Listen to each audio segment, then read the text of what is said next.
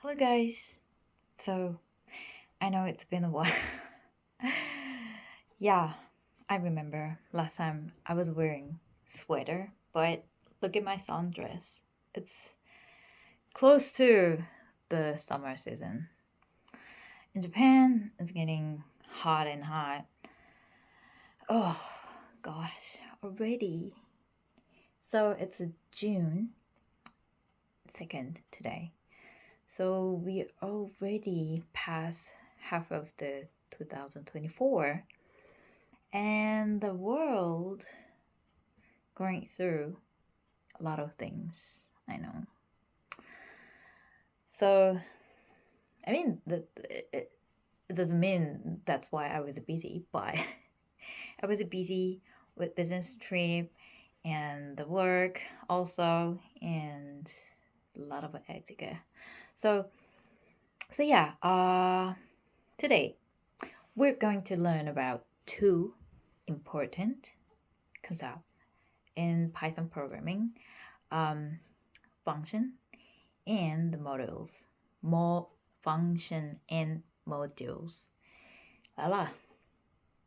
So yeah, let's start it right away. So to begin with, um, just let's introduce the concept of function and learn how to define and call functions. Um, function definition of great name return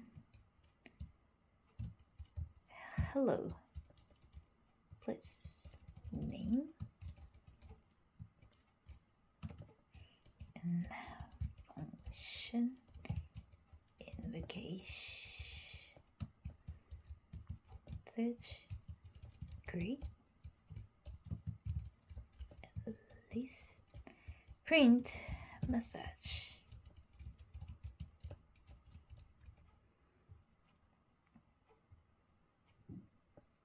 So the code above demonstrates how to define a call a function that takes a name, parameter, and returns a greeting.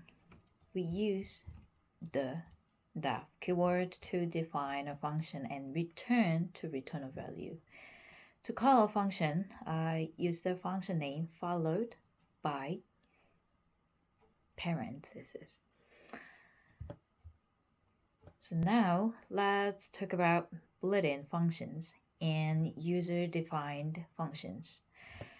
Bulletin functions are provided by Python, while user-defined functions are defined by the programmer. Bulletin function result len hello let function to get the length of a string print result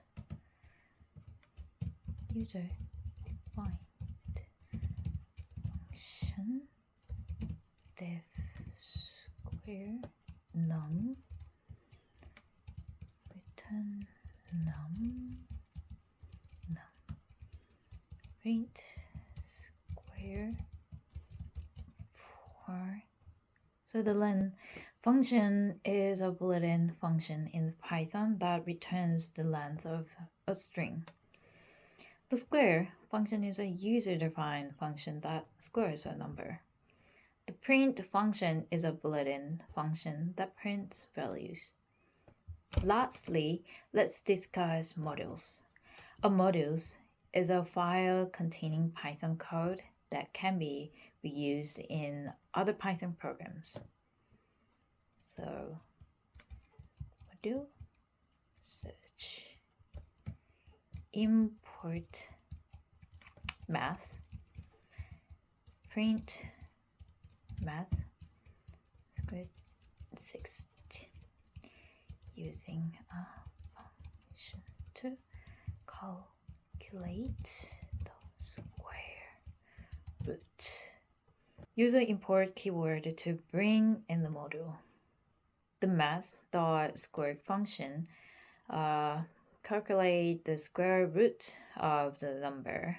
So everything, run this code and understand how function and models behave by displaying the result on a screen.